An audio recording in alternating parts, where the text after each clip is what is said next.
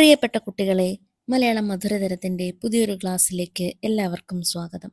9ാം തരം കേരള പാഠാവലി 1ാം യൂണിറ്റിലെ അമ്മ എന്ന പാഠമാണ് നമ്മൾ ഇന്ന് പഠിക്കുന്നത്. കുട്ടികളെ, ഒരു മനുഷ്യന് ജീവിക്കുവാൻ അത്യാവശ്യം വേണ്ടുന്ന കാര്യങ്ങൾ എന്തൊക്കെയാണ്? ഭക്ഷണം, വസ്ത്രം, പാർപ്പിടം, അല്ലേ? സന്തോഷത്തോടെയും സമാധാനത്തോടെയും ജീവിക്കുവാൻ ഇതുമാത്രം മതിയോ? പോരാ. പിന്നെ എന്തൊക്കെയാണ് വേണ്ടത്? അതെ, സ്നേഹവും പരിഗണനയും. ആദ്യം നമ്മൾ പറഞ്ഞ ഭക്ഷണവും വസ്ത്രവും പാർപ്പിടവും നമ്മുടെ ശരീരത്തിനു വേണ്ടിയുള്ളതാണ്. എന്നാൽ മാനസികമായ ഉല്ലാസത്തിന് സ്നേഹവും പരിഗണനയും തന്നെയാണ് വേണ്ടത്. ജീവിതത്തിൽ സ്നേഹവും പരിഗണനയും ഇല്ലാതെ വന്നാൽ ജീവിക്കുക എന്നുള്ളത് വലിയ പ്രയാസമുള്ള കാര്യമാകും. അത്തരത്തിൽ വാർദ്ധക്യത്തിൽ ഒറ്റപ്പെട്ടു പോയ ഒരമ്മയുടെ കഥയാണ് അമ്മ. മലയാളത്തിന്റെ പ്രിയപ്പെട്ട എഴുത്തുകാരി ശ്രീമതി മാധവിക്കുട്ടിയുടെ തണുപ്പ് എന്ന കഥാസമാഹാരത്തിലെ ഹൃദയസ്പർശിയായ ഒരു കഥയാണ് അമ്മ. കുട്ടികളെ, നമ്മൾക്കാദ്യം എഴുത്തുകാരിയെ പരിചയപ്പെടാം. മാധവിക്കുട്ടി 1934 മാർച്ച് 31 തൃശൂർ ജില്ലയിലെ പുന്നയൂർകുളത്ത് നാലപ്പാട്ട് തറവാട്ടിൽ ജനിച്ചു. യഥാർത്ഥ നാമം കമല എന്നാണ്. ബാല്യകാലം പുന്നയൂർകുളത്തും കൽക്കട്ടയിലുമായാണ് കഴിഞ്ഞത്. മാതൃത്വത്തിന്റെ കവി എന്നറിയപ്പെടുന്ന എൻ ബാലാമണിയമ്മയുടെ മകളാണ്. സാഹിത്യകാരനായ നാലപ്പാട്ട് നാരായണമേനോൻ അമ്മാവനാണ്. 15ാം വയസ്സിൽ വിവാഹിതയായി. മലയാളത്തിലും ഇംഗ്ലീഷിലും രചനകൾ നടത്തിയിട്ടുണ്ട്. മലയാളത്തിൽ മാധവിക്കുട്ടി എന്ന തൂലികാനാമത്തിലും ഇംഗ്ലീഷിൽ കമലദാസ്, കമല സുരയ്യ എന്നീ പേരുകളിലുമാണ് പ്രശസ്തയായത്. തന്റെ രചനകളിലൂടെ അവർ തേടിക്കൊണ്ടിരുന്നത് നിസ്വാർത്ഥമായ സ്നേഹത്തെയായിരുന്നു. പക്ഷിയുടെ മണം, കോലാട്, തണുപ്പ് എന്നിവയാണ് പ്രധാന കഥാസമാഹാരങ്ങൾ. നീർമാതളം പൂത്തകാലം, ബാല്യകാല സ്മരണകൾ എന്നിവ ഓർമ്മക്കുറിപ്പുകളും എന്റെ കഥ ആത്മകഥയുമാണ്. സാഹിത്യലോകത്ത് കോളിളക്കം സൃഷ്ടിച്ച ആത്മകഥയായിരുന്നു ഇത്. പിൽക്കാലത്ത് ഇവർ ഇസ്ലാം മതപരിവർത്തനം നടത്തിയത് വിവാദമായിരുന്നു. വയലാർ അവാർഡ്, എഴുത്തച്ഛൻ പുരസ്കാരം, ആശാൻ വേൾഡ് പ്രൈസ് തുടങ്ങി ധാരാളം പുരസ്കാരങ്ങൾക്കർഹയായി. 1984 സാഹിത്യത്തിനുള്ള നോബൽ സമ്മാനത്തിന് നാമനിർദ്ദേശം ചെയ്യപ്പെട്ടു. 2009 മെയ് 31 പൂനെയിൽ വെച്ച് അന്തരിച്ചു. മാധവിക്കുട്ടിയുടെ ജീവിതം പ്രമേയമാക്കി കമലിന്റെ സംവിധാനത്തിൽ 2018 ആമി എന്ന സിനിമ പുറത്തിറങ്ങി.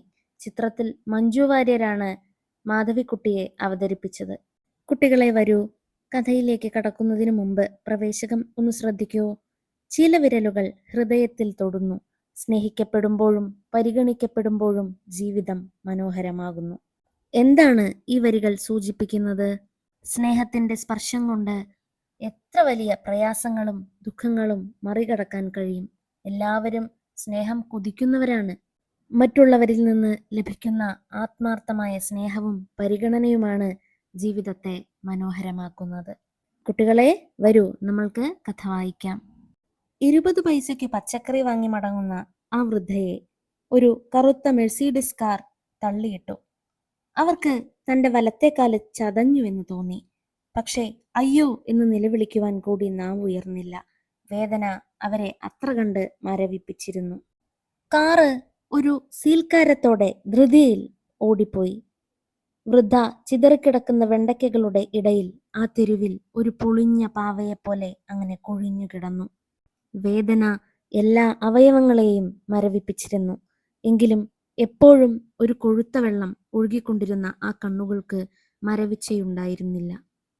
വെളുത്ത സാരിയിൽ ഒരു ചുവന്ന വൃത്തം വളർന്നു വികസിച്ചു വരുന്നത് അവർ നോക്കിക്കൊണ്ടിരുന്നു. തന്റെ സൈക്കിൾ നിർത്തി ഒരു പാൽക്കാരൻ അവരുടെ അടുത്തേക്ക് ചെന്നു. എന്തു പറ്റി അമ്മേ? അയാൾ ചോദിച്ചു. കാറ് ആ വൃദ്ധയെ തട്ടിയിടുന്നത് അയാൾ കണ്ടിരുന്നു. അമ്മേ എന്ന ആ വിളി കേട്ടപ്പോൾ വൃദ്ധയ്ക്ക് കുറച്ചു ശക്തി വീണ്ടു കിട്ടിയ പോലെ അനുഭവപ്പെട്ടു. കാരണം കുറച്ചു കൊല്ലങ്ങളായി അവരെ അങ്ങനെ ആരും സംബോധന ചെയ്തിട്ട്. 5 or 6 കൊല്ലങ്ങൾക്ക് മുമ്പ് തന്റെ മക്കൾ അമ്മേ അമ്മേ എന്ന് എത്ര തവണ വിളിച്ചിരുന്നു. അന്ന് അവർ തന്നെ ഉപേക്ഷിച്ച് പുറം രാജ്യങ്ങളിലേക്ക് പോയി കഴിഞ്ഞിരുന്നില്ല. അന്ന് താനും സ്നേഹിക്കപ്പെട്ടവളായിരുന്നു. എത്ര തുണികൾ അലക്കിക്കഴിഞ്ഞു. തന്റെ കൈകൾ കൊണ്ട് എത്ര ഊണുകൾ ഉണ്ടാക്കി ഊട്ടിക്കഴിഞ്ഞു. ഇനി ചെയ്യാൻ ബാക്കിയൊന്നുമില്ലെന്ന സ്ഥിതിയായി. മക്കൾ ഭാര്യമാരെയും കൊണ്ട് രാജ്യം വിടുകയും ചെയ്തു. എന്താണ് പറയുന്നത്? എനിക്കൊന്നും മനസ്സിലാവുന്നില്ല, പാൽക്കാരൻ അവരുടെ നേർക്കു തലകുനിച്ചുകൊണ്ട് പറഞ്ഞു. അയാൾ അവരെ സാവധാനത്തിൽ എഴുന്നേൽപ്പിച്ച് ഇരുത്തി. അവരുടെ വലത്തെ കാലിൽ നിന്നും അപ്പോഴും ചോരയൊഴുകിക്കൊണ്ടിരുന്നു. ചുവപ്പുള്ളതും ചൂടുള്ളതുമായ ചോര. രക്തത്തിന് നരയില്ലല്ലോ, വാർദ്ധക്യ ലക്ഷണങ്ങളില്ലല്ലോ. ഒരു പോലീസുകാരൻ അപ്പോഴേക്കും അവിടെ പുസ്തകങ്ങളുമായി പ്രത്യക്ഷപ്പെട്ടു. താനാണോ ഇവരെ വീഴ്ത്തിയിട്ടത്? അയാൾ പാൽക്കാരനോട് ചോദിച്ചു. ഇതെന്തു ഭ്രാന്ത്? പാൽക്കാരൻ പറഞ്ഞു. ഇവരെ ഒരു കറുത്ത ബിലാത്തിക്കാരാണ് വീഴ്ത്തിയിട്ടത്. അത് നിൽക്കാതെ ഓടിക്കളഞ്ഞു. ഞാൻ എന്തിന് ഈ വൃദ്ധയെ വീഴ്ത്തിയിടുന്നു? എനിക്ക് കണ്ണില്ലെന്നുണ്ടോ? എനിക്ക് തലയ്ക്ക് നൊസ്സുണ്ടോ? ശരി ശരി, എന്നാൽ താനാണ് ഈ കേസിന്റെ ദൃക്സാക്ഷി, പോലീസുകാരൻ പറഞ്ഞു. പറയൂ, എന്താണ് പേര്? എന്റെ പേര് ബോലേറാം എന്നാണ്. അച്ഛന്റെ പേരോ? അച്ഛന്റെ പേര് മോത്തിറാം. തന്റെ സ്വദേശം എവിടെയാണ്? ഇമാംഗഞ്ച്. ഇമാംഗഞ്ചോ? അത് എവിടെ കിടക്കുന്നു? ഇത് എന്തൊരു ഭ്രാന്താണ്, പാൽക്കാരൻ അക്ഷമനായി പറഞ്ഞു. ഗയയുടെ അടുത്താണല്ലോ ഇമാംഗഞ്ച്. ഇത്ര കൂടി പോലീസുകാർക്ക് അറിയില്ലെന്നോ? അയ്യോ, എനിക്ക് തീരെ വയ്യ, വൃദ്ധ ആവലാതിപ്പെട്ടു. ഇവരെ വല്ല ഡോക്ടറുടെയും അടുത്തെത്തിക്കട്ടെ, പാൽക്കാരൻ പറഞ്ഞു. എന്നിട്ടാവാം തന്റെ ചോദ്യവും ഉത്തരവും. ഇവരുടെ കാലിൽ നിന്ന് ചോര ഒഴുകുന്നത് തനിക്ക് കാണാനില്ലേ? ചോദ്യങ്ങൾ മുഴുവനാക്കാതെ ഞാൻ എങ്ങനെ ഈ കേസ് റിപ്പോർട്ട് ചെയ്യും? പോലീസുകാരൻ ചോദിച്ചു. റിപ്പോർട്ട് ചെയ്യുന്നു? നിങ്ങൾക്കും ഒരമ്മയില്ലേ? ഈ വൃദ്ധയെ റോട്ടിൽ കിടത്തി മരിപ്പിക്കാനാണോ തന്റെ ഉദ്ദേശ്യം? മാറി നിൽക്കിൻ, ഞാനൊരു ടാക്സി വിളിക്കട്ടെ. അയ്യോ, എനിക്ക് തീരെ വയ്യല്ലോ, വൃദ്ധ ആവലാതിപ്പെട്ടു. പാൽക്കാരൻ ഒരു ടാക്സി നിർത്തി അതിലേക്ക് വൃദ്ധയെ താങ്ങിയെടുത്തു വെച്ചു. ഡോക്ടറുടെ അടുത്തേക്ക് അയാൾ ടാക്സി ഡ്രൈവറോട് പറഞ്ഞു. കാലിൽ നിന്ന് ചോര ഒലിക്കുന്നത് നിർത്തട്ടെ, 1/4 മണിക്കൂറായി ഇത് തുടങ്ങിയിട്ട്. ഇത് നിങ്ങളുടെ അമ്മയാണോ? ടാക്സി ഡ്രൈവർ ചോദിച്ചു. എന്റെ അമ്മയല്ല, പാൽക്കാരൻ പറഞ്ഞു. എന്റെ അമ്മയാണെങ്കിൽ ഈ വയ്യാത്ത കാലത്ത് പച്ചക്കറി വാങ്ങാൻ ഞാൻ അവരെ പുറത്തേക്ക് അയക്കുകയില്ല. ഇവരെ ഞാൻ ഇന്ന് ആദ്യം കാണുകയാണ്. ഒരു കറുത്ത ബിലാത്തിക്കാറ് ഇവരെ തട്ടിയിട്ട് കാല് ആകെ ചതച്ചിരിക്കുന്നു. എനിക്ക് പലയിടത്തും പാലെത്തിക്കണം. നിങ്ങൾക്ക് ഞാൻ പണം തരാം. ഇവരെ ഒരു ഡോക്ടറുടെ അടുത്ത് എത്തിക്കാമോ? പണമൊന്നും വേണ്ട, ഞാൻ എത്തിക്കാം, ടാക്സി ഡ്രൈവർ പറഞ്ഞു. ഡോക്ടറുടെ മുറിയിലേക്ക് താങ്ങിയെടുത്തുകൊണ്ടാണ് അയാൾ ആ വൃദ്ധയെ കൊണ്ടുചെന്നത്. എന്തുപറ്റി? ഡോക്ടർ ചോദിച്ചു. ഇവരെ ഒരു ബിലാത്തിക്കാറ് വീഴ്ത്തിയിട്ടു, ഡ്രൈവർ പറഞ്ഞു. കാലിന്മേൽ ചതവ് പറ്റിയിരിക്കുന്നു. ഇവിടെ കിടക്കൂ അമ്മേ. ഡോക്ടർ ആ വൃദ്ധയെ കട്ടിലിൽ പിടിച്ചു കിടത്തി. വീണ്ടും അമ്മേ എന്ന വിളി. വൃദ്ധ കണ്ണുകൾ മിഴിച്ചു ചുറ്റും നോക്കി. ഡോക്ടർ ആ മുറിഞ്ഞ കാല് പരിശോധിക്കുകയായിരുന്നു. അമ്മയ്ക്ക് വേദനിക്കുന്നുണ്ടോ? ഈ ചോദ്യം പണ്ടൊരിക്കലും താൻ കേട്ടുവല്ലോ, വൃദ്ധ ആലോചിച്ചു. പണ്ടൊരിക്കൽ താൻ തലവേദനിച്ചു കിടന്നപ്പോൾ 10 വയസ്സായ മകൻ വന്ന് അവന്റെ ചെറിയ കൈത്തലം തന്റെ നെറ്റിമേൽ വെച്ച് ചോദിച്ചു, അമ്മയ്ക്ക് വേദനിക്കുന്നുണ്ടോ? അവന്റെ കണ്ണുകൾ നിറഞ്ഞിരുന്നു. അവനും എത്ര വേഗത്തിൽ മറ്റൊരാളായി തീർന്നിരിക്കുന്നു. അവനെ കണ്ടിട്ടു തന്നെ എത്ര കൊല്ലങ്ങളായി. കണ്ടാൽ തനിക്ക് തിരിച്ചറിയാമോ? എന്താണ് പിറുപിറുക്കുന്നത്? ഡോക്ടർ ചോദിച്ചു. എനിക്ക് മനസ്സിലാവുന്നില്ല. വേദനിക്കുന്നുണ്ടോ? ഞാനിപ്പോൾ സമാധാനമാക്കി തരാം. അയാൾ ചോര കഴുകി തുടച്ച് ആ മുറിവ് കെട്ടി. എവിടെയാണ് താമസിക്കുന്നത്? അയാൾ ചോദിച്ചു. എവിടെയാണ് അമ്മേ നിങ്ങളുടെ വീട്? ടാക്സി ഡ്രൈവർ ചോദിച്ചു. പഹാഡ്ഗഞ്ച്. അവിടെ നിങ്ങൾ ശുശ്രൂഷിക്കാൻ മക്കളൊക്കെയില്ലേ? ഡോക്ടർ ചോദിച്ചു. വൃദ്ധ തലകുലുക്കി. ഞാൻ അവരെ വിളിപ്പിക്കണോ? അയാൾ ചോദിച്ചു. വേണ്ട, ഞാൻ പൊയ്ക്കൊള്ളാം, എനിക്കൊക്കെ മാറി, വൃദ്ധ പറഞ്ഞു. അവരെ പേടിപ്പിക്കുന്നത് എന്തിനാണ്? ഞാൻ കൊണ്ടുപോയാക്കി തരണോ? വേണ്ട, ഞാൻ എന്റെ വണ്ടിയിൽ കൊണ്ടുപോവാം, ടാക്സി ഡ്രൈവർ പറഞ്ഞു. അയാൾ അവരെ വീണ്ടും താങ്ങിപ്പിടിച്ച് കാറിൽ കയറ്റിയിരുത്തി. വെണ്ടക്കയൊക്കെ പോയി, വൃദ്ധ പിറുപിറുത്തു. പഹാഡ്ഗഞ്ചിൽ അവർ കാണിച്ച വീടിന്റെ മുമ്പിൽ കാറ് നിർത്തിക്കൊണ്ട് ഡ്രൈവർ പറഞ്ഞു. അമ്മയെ മക്കളുടെ അടുത്താക്കിയിട്ടേ ഞാൻ മടങ്ങുകയുള്ളൂ. അതൊന്നും വേണ്ട മകനെ, വൃദ്ധ പറഞ്ഞു. വെറുതെ കുട്ടികൾ പേടിക്കും. എന്റെ വേദന മാറി, ഞാൻ തന്നെ പൊയ്ക്കൊള്ളാം. അവർ തന്റെ കഴുത്തിൽ കെട്ടിയ ചരടിൽ തൂങ്ങിയിരുന്ന ഒരു താക്കോല് കൊണ്ട് വാതിൽ തുറന്ന് അകത്തു കടന്നു.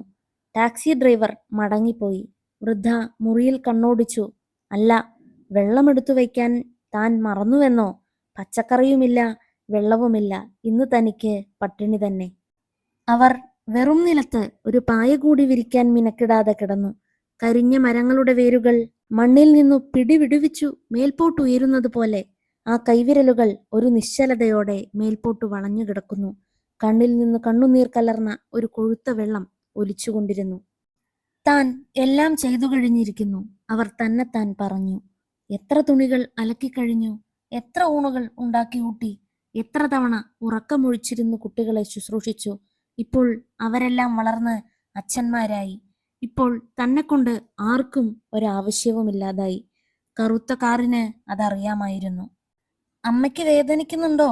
10 വയസ്സായ മകൻ കണ്ണുനീരൊഴുകുന്ന മുഖത്തോടെ തന്നോടാണ് ആ ചോദ്യം ചോദിച്ചത്. അന്ന് അവൻ തന്നെ സ്നേഹിച്ചിരുന്നു. വൃദ്ധയ്ക്ക് പെട്ടെന്ന് ചിരിക്കുവാൻ തോന്നി. കാരണം കിട്ടാത്ത ഒരാനന്ദം. കുട്ടികളെ, മാധവിക്കുട്ടിയുടെ ഹൃദയസ്പർശിയായ കഥ നാം വായിച്ചുവല്ലോ. എന്തെല്ലാം കാര്യങ്ങളാണ് ഈ കഥയിലൂടെ എഴുത്തുകാരി നമ്മോട് പറയുന്നത്? ജീവിതത്തിൽ സ്നേഹവും കരുതലും കിട്ടേണ്ടുന്ന സുപ്രധാനമായ ഒരു ഘട്ടമാണ് വാർദ്ധക്യം. ഓർമ്മക്കുറവ്, കാഴ്ചമങ്ങൽ, കേൾവിക്കുറവ്, ശരീരവേദന തുടങ്ങി രോഗങ്ങളുടെ ഒരു സമ്മേളനം തന്നെയായിരിക്കും വാർദ്ധക്യം. ഭാവിയിൽ നമ്മൾ എല്ലാവരും ഈ ഘട്ടത്തിലൂടെ കടന്നു പോകേണ്ടതായി വരും. ഈ കഥ വളരെ വർഷങ്ങൾക്ക് മുൻപാണ് നടക്കുന്നത്. വൃദ്ധയായ ഒരമ്മ പച്ചക്കറി വാങ്ങി മടങ്ങുമ്പോൾ വിദേശ നിർമ്മിതമായ ഒരു കറുത്ത കാറ് അവരെ ഇടിച്ചു വീഴ്ത്തി നിർത്താതെ പോകുന്നു. രക്തത്തിൽ കുളിച്ചു കിടന്ന ആ വൃദ്ധയുടെ അടുക്കലേക്ക് ഓടിയെത്തിയത് ഒരു പാൽക്കാരനായിരുന്നു.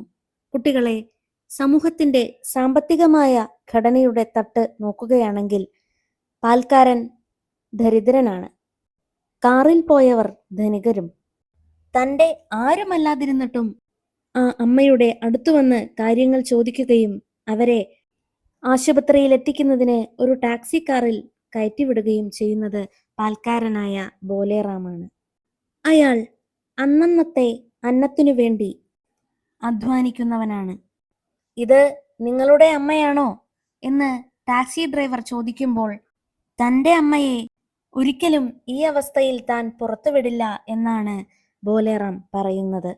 ഡോക്ടറിൽ നിന്നും മികച്ച പരിചരണം തന്നെയാണ് വൃദ്ധയ്ക്ക് ലഭിച്ചത്. ഓരോ സന്ദർഭങ്ങളിലും അമ്മേ എന്നുള്ള വിളി കേൾക്കുമ്പോൾ അവർ തൻ്റെ മക്കളെക്കുറിച്ച് ഓർത്തുപോകുന്നതും കാണാം. നിസ്വാർത്ഥമായി സ്നേഹിച്ച് വളർത്തി വലുതാക്കിയ മക്കൾ വിദേശത്തേക്ക് പോയപ്പോൾ നാട്ടിൽ ഒറ്റപ്പെട്ടത് ഈ അമ്മയാണ്. സഹായിക്കാൻ ആരോരുമില്ലാതെ ആ അമ്മ വല്ലാതെ തളർന്നിരുന്നു. ത്യാഗത്തിന്റെ പര്യായമായ ആ അമ്മ ഒരിക്കൽ പോലും തൻ്റെ മക്കളെ മനസ്സുകൊണ്ടോ വാക്കുകൊണ്ടോ കുറ്റപ്പെടുത്തുന്നില്ല എന്നത് ശ്രദ്ധേയമാണ്. മക്കളെ വിവരമറിയിക്കാം എന്ന് ഡോക്ടർ പറയുമ്പോൾ വേണ്ട, മക്കൾ പേടിക്കും എന്നാണ് ആ അമ്മ പറയുന്നത്. തനിക്ക് കാശൊന്നും വേണ്ട എന്ന് പറഞ്ഞാണ് ടാക്സി ഡ്രൈവർ അമ്മയെ ഡോക്ടറുടെ അടുക്കൽ എത്തിച്ചത്. അതിനുശേഷം തിരികെ അമ്മയെ വീട്ടിലെത്തിക്കുമ്പോൾ മക്കളെ കണ്ട് കാര്യങ്ങൾ പറഞ്ഞേ മടങ്ങൂ എന്ന് ടാക്സി ഡ്രൈവർ പറയുന്നുണ്ട്. അപ്പോഴും വേണ്ട, മക്കൾ പേടിക്കും എന്നാണ് ആ അമ്മ പറഞ്ഞത്. ഒറ്റപ്പെടലിന്റെ കനത്ത ദുഃഖം അനുഭവിക്കുന്ന അവർ ഒരിക്കൽ പോലും തൻ്റെ ജീവിതാവസ്ഥ മറ്റുള്ളവരോട് പങ്കുവച്ചില്ല. കുട്ടികളെ, മാതാപിതാക്കൾ നമ്മൾക്ക് വേണ്ടി ജീവിക്കുന്നവരാണ്. വിദ്യ കൊണ്ടും ധനം കൊണ്ടും ഉന്നത ശ്രേണിയിൽ നിൽക്കുന്നവർ മാതാപിതാക്കളെ ഉപേക്ഷിച്ചു പോകുന്നത് ഇപ്പോൾ പതിവുള്ള ഒരു കാര്യമാണ്. നിസ്വാർത്ഥമായി നമ്മളെ നോക്കിയ നമ്മുടെ മാതാപിതാക്കളെ നമ്മളും നിസ്വാർത്ഥമായി സ്നേഹിക്കുകയും പരിഗണിക്കുകയും ചെയ്യണം. സാധാരണക്കാർ പിന്നെയും മാതാപിതാക്കളെ ശ്രദ്ധിക്കുന്നവരാണ്. ഈ കഥയിലെ കഥാപാത്രങ്ങൾ തന്നെ അതിനുദാഹരണം. ഈ കഥയിലെ പോലീസുകാരൻ അല്പം മനുഷ്യത്വം കുറഞ്ഞയാളാണ്. ഉടൻ തന്നെ ആശുപത്രിയിലെത്തിക്കാതെ അയാൾ നിയമപരമായ കാര്യങ്ങൾക്ക് മാത്രം പ്രാധാന്യം നൽകുമ്പോൾ അവിടെ മനുഷ്യത്വം ഇല്ലാതെയാകുന്നത് കാണാം. എല്ലാറ്റിലും വലുത് മനുഷ്യത്വമാണ്. സ്നേഹവും പരിഗണനയും കാരുണ്യവുമൊക്കെയാണ്. വൃദ്ധയെ ഇടിച്ചു കടന്നു കളയുന്ന ബിലാത്തിക്കാറും ഈ കഥയിലെ പ്രധാന കഥാപാത്രം തന്നെയാകുന്നു. അത് ധാർഷ്ട്യത്തിന്റെയും കൂസലില്ലായ്മയുടെയും മരണത്തിന്റെയും പ്രതീകമാകുന്നുണ്ട്. കുട്ടികളെ, ഇനി ചോദ്യങ്ങൾ നോക്കാം. 5 6 കൊല്ലങ്ങൾക്ക് മുമ്പ് തന്റെ മക്കൾ അമ്മേ അമ്മേ എന്ന് എത്ര തവണ വിളിച്ചിരുന്നു. അന്നവർ തന്നെ ഉപേക്ഷിച്ച് പുറം രാജ്യങ്ങളിലേക്ക് പോയി കഴിഞ്ഞിരുന്നില്ല. അന്ന് താനും സ്നേഹിക്കപ്പെട്ടവളായിരുന്നു. പണ്ടൊരിക്കൽ താൻ തലവേദനിച്ചു കിടന്നപ്പോൾ 10 വയസ്സായ മകൻ അവന്റെ ചെറിയ കൈത്തലം തന്റെ നെറ്റിമേൽ വെച്ച് ചോദിച്ചു, അമ്മയ്ക്ക് വേദനിക്കുന്നുണ്ടോ? അവന്റെ കണ്ണുകൾ നിറഞ്ഞിരുന്നു. അവനും എത്ര വേഗത്തിൽ മറ്റൊരാളായി തീർന്നിരിക്കുന്നു. അവനെ കണ്ടിട്ടു തന്നെ എത്ര കൊല്ലങ്ങളായി. കണ്ടാൽ തനിക്ക് തിരിച്ചറിയുമോ? കഥയിലെ ഈ മുഹൂർത്തങ്ങൾ വർത്തമാനകാല സമൂഹം അഭിമുഖീകരിക്കുന്ന എന്തെല്ലാം പ്രശ്നങ്ങളാണ് അവതരിപ്പിക്കുന്നത്? കുട്ടികളെ, ഇക്കാലത്ത് ഒരു വീട്ടിൽ തനിച്ചു കഴിയുന്ന വൃദ്ധരുടെ എണ്ണം വളരെ കൂടുതലാണ്. ചിലർ മാതാപിതാക്കൾക്ക് ജീവിക്കുവാൻ നല്ല സൗകര്യങ്ങൾ ഒരുക്കി കൊടുത്തിരിക്കും. എങ്കിലും പണത്തിനു മീതെയാണല്ലോ സ്നേഹവും പരിഗണനയും. മക്കളാൽ വഴിയോരങ്ങളിൽ ഉപേക്ഷിക്കപ്പെടുന്ന വൃദ്ധരുടെ എണ്ണവും നമ്മുടെ കേരളത്തിൽ വളരെ കൂടുതൽ തന്നെയാണ്. 5 സ്റ്റാർ സൗകര്യങ്ങളോടുകൂടിയ വൃദ്ധസദനങ്ങളും നമ്മുടെ നാട്ടിലുണ്ട്. ചേർത്ത് പിടിക്കേണ്ട പ്രായത്തിൽ അകറ്റി നിർത്തുന്നത് ക്രൂരത തന്നെയാണ്. കുട്ടികളെ, അടുത്ത ചോദ്യം നോക്കൂ. എൻ്റെ അമ്മയല്ല, പാൽക്കാരൻ പറഞ്ഞു. എൻ്റെ അമ്മയാണെങ്കിൽ ഈ വയ്യാത്ത കാലത്ത് പച്ചക്കറി വാങ്ങാൻ ഞാൻ അവരെ പുറത്തേക്ക് അയക്കുകയില്ല. ഇവരെ ഞാനിന്ന് ആദ്യം കാണുകയാണ്. പാൽക്കാരൻ ബോലേറാമിന്റെ വാക്കിലും പ്രവൃത്തിയിലും തെളിയുന്ന മനോഭാവം വിശകലനം ചെയ്യുക. സ്നേഹം, കാരുണ്യം, നന്മ തുടങ്ങിയ മനുഷ്യത്വ ഗുണങ്ങളെല്ലാം ഉള്ള ഒരു വ്യക്തിയാണ് പാൽക്കാരനായ ബോലേറാം. തൻ്റെ ആരുമല്ലാതിരുന്ന ഒരു വൃദ്ധ സ്ത്രീയെ അയാൾ സഹായിക്കുന്നു. അയാൾ വിദ്യാസമ്പന്നനോ ധനികനോ ഒന്നുമല്ല. എങ്കിലും സമൂഹത്തിലെ ഉന്നതർക്കില്ലാത്ത മൂല്യങ്ങളും ഗുണങ്ങളും അയാൾക്കുണ്ട്. അടുത്ത ചോദ്യം നോക്കൂ. കരിഞ്ഞ മരങ്ങളുടെ വേരുകൾ മണ്ണിൽ നിന്ന് പിടിവിടുവിച്ച് മേൽപോട്ടുയരുന്നത് പോലെ ആ കൈവിരലുകൾ ഒരു നിശ്ചലതയോടെ മേൽപോട്ടു വളഞ്ഞു കിടക്കുന്നു. ഇത്തരത്തിലുള്ള പ്രയോഗങ്ങൾ കഥയുടെ ഭാവതലത്തിൽ ഉണ്ടാക്കുന്ന മാറ്റം എന്ത്? കഥയിൽ നിന്ന് ഇതുപോലുള്ള മറ്റു പ്രയോഗങ്ങൾ കണ്ടെത്തി വിശദീകരിക്കുക. കഥാസന്ദർഭത്തിലെ പൂർണ്ണമായ അർത്ഥവും ഭാവവും വായനക്കാരനിലേക്ക് എത്തിക്കാൻ ഇത്തരം പ്രയോഗങ്ങൾ ഏറെ സഹായിക്കുന്നുണ്ട്. ഇത് ഭാഷയ്ക്ക് സവിശേഷ സൗന്ദര്യം നൽകുന്നു. മറ്റു പ്രയോഗങ്ങൾ കണ്ടെത്തുമല്ലോ. കുട്ടികളെ, ഈ കഥയിലെ അമ്മയെക്കുറിച്ച് ഒരു കഥാപാത്ര നിരൂപണം തയ്യാറാക്കുക എന്നുള്ളതാണ് ഈ ചോദ്യം. അമ്മയുടെ സവിശേഷതകൾ നാം ചർച്ച ചെയ്തതാണല്ലോ. അപ്പോൾ കഥാപാത്ര നിരൂപണം കൂട്ടുകാർ തയ്യാറാക്കുമല്ലോ. കുട്ടികളെ, ഇവിടെ 2 വാക്യങ്ങളാണ് കൊടുത്തിട്ടുള്ളത്. ആ കാഴ്ച കണ്ട് അവർ പകച്ചു നിന്നുപോയി. ആ കാഴ്ച കണ്ട് അവർ വീട്ടിലേക്ക് തിരിച്ചുപോയി. പോയി എന്ന പദം 2 വാക്യ സന്ദർഭങ്ങളിലും ഒരേ അർത്ഥത്തിലാണ് ഉപയോഗിച്ചിരിക്കുന്നത്. എന്താണ് അവ തമ്മിലുള്ള വ്യത്യാസം? വിശകലനം ചെയ്ത് കുറിപ്പ് തയ്യാറാക്കുക. 2 വാക്യ സന്ദർഭങ്ങളിലും പോയി എന്ന പദം വ്യത്യസ്തമായാണ് ഉപയോഗിച്ചിരിക്കുന്നതെന്ന് സംശയം കൂടാതെ നമ്മൾക്ക് പറയുവാൻ സാധിക്കും. ആദ്യ വാക്യത്തിൽ ആ കാഴ്ച കണ്ട് അവർ പകച്ചു നിന്നുപോയി എന്നുള്ളയിടത്ത് ക്രിയയൊന്നും നടക്കുന്നില്ല. അവിടെ സ്തംഭനമാണ് നടക്കുന്നത്. കാരണം അവരവിടെ സ്തംഭിച്ചു നിൽക്കുകയാണ്. രണ്ടാമത്തെ വാക്യത്തിലാണെങ്കിൽ ആ കാഴ്ച കണ്ട് അവർ വീട്ടിലേക്ക് തിരിച്ചുപോയി എന്നാണ് പറയുന്നത്. തിരിച്ചുപോയി എന്നുള്ളത് മറ്റൊരു ക്രിയയാണ്. കുട്ടികളെ, ഒന്ന് നോക്കൂ. ആദ്യ വാക്യത്തിൽ ആ കാഴ്ച കണ്ട് അവർ പകച്ചു നിന്നു എന്ന് പറഞ്ഞാലും ആ കാഴ്ച കണ്ട് അവർ പകച്ചു നിന്നു പോയി എന്ന് പറഞ്ഞാലും ഒരേ അർത്ഥം തന്നെയല്ലേ വരുന്നത്? രണ്ടാമത്തെ വാക്യത്തിൽ ആ കാഴ്ച കണ്ട് അവർ വീട്ടിലേക്ക് തിരിച്ചു എന്ന് പറഞ്ഞാലും വീട്ടിലേക്ക് തിരിച്ചുപോയി എന്ന് പറഞ്ഞാലും ഒരേ അർത്ഥം തന്നെയല്ലേ വരുന്നത്? വ്യാകരണത്തിൽ ഇതിനെ അനുപ്രയോഗം എന്നാണ് പറയുന്നത്. ക്രിയയുടെ അർത്ഥത്തെ പരിഷ്കരിക്കുവാനാണ് ഇത് ഉപയോഗിക്കുന്നത്. ഈ വാക്യങ്ങളിൽ പോയി എന്നുള്ളതാണ് അനുപ്രയോഗം. അനുപ്രയോഗത്തിന് തൊട്ടു മുൻപ് കിടക്കുന്നതിനെ പറയുന്നത് പ്രാക് പ്രയോഗം എന്നാണ്. അങ്ങനെയാണെങ്കിൽ ഈ 2 വാക്യങ്ങളിലെയും പ്രാക് പ്രയോഗങ്ങൾ ഏതൊക്കെയാണ്? നിന്നു, തിരിച്ചു, അല്ലേ? കുട്ടികളെ, ഇതാണ് നമ്മുടെ അവസാന ചോദ്യം. ഈ കഥയിൽ നിങ്ങളെ സ്വാധീനിച്ച ജീവിത മുഹൂർത്തങ്ങളെ അടിസ്ഥാനമാക്കി ഒരു ഹ്രസ്വ ചലച്ചിത്രത്തിനുള്ള തിരക്കഥ തയ്യാറാക്കുക. അത് കൂട്ടുകാർ സ്വയം തയ്യാറാക്കുമല്ലോ. കുട്ടികളെ, ഇന്നത്തെ ക്ലാസ് എല്ലാവർക്കും മനസ്സിലായി കാണുമെന്ന് കരുതുന്നു. നിങ്ങളുടെ സംശയങ്ങളും അഭിപ്രായങ്ങളും കമന്റിലൂടെ അറിയിക്കണേ. അതോടൊപ്പം ക്ലാസ് ഇഷ്ടപ്പെട്ടാൽ ലൈക്ക് ചെയ്യാനും ഷെയർ ചെയ്യാനും സബ്സ്ക്രൈബ് ചെയ്യാനും മറക്കരുതേ. എല്ലാവർക്കും നന്ദി, നമസ്കാരം.